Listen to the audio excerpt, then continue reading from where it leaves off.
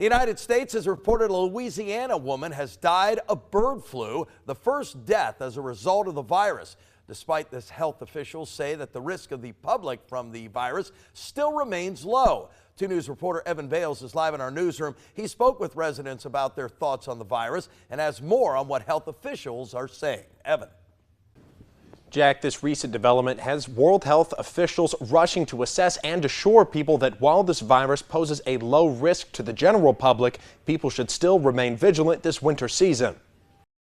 Nearly a year after the first case of H5N1, also known as avian flu, was confirmed in the United States, a woman in Louisiana has been confirmed to have died as a result of it. Despite this, the World Health Organization is assuring people that this isn't a reason to panic. The case mortality rate is very, very low. The only group in which you would see mortality are the really, really vulnerable. And you would normally see pneumonia, you would see the more severe respiratory infections. The U.S. National Institute of Health shared the WHO sentiments, declaring H5N1 as a low risk to the general public.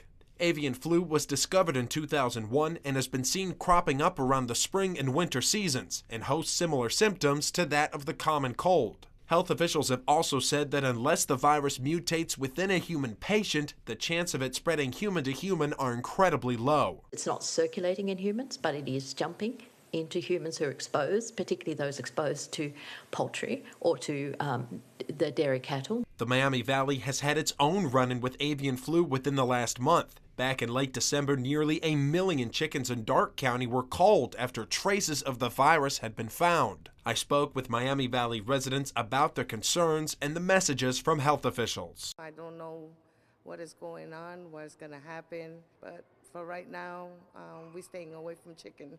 I'm not worried about it. No, I don't have, daily concerns, not fears.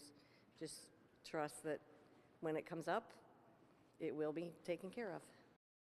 Now, so far, there have been 66 cases confirmed in North America, most coming from close contact with infected chickens or cows. And while the risk of bird flu is low, health officials urge you to remain vigilant this winter season of other infectious diseases. Live in the newsroom, Evan Bales, 2 News.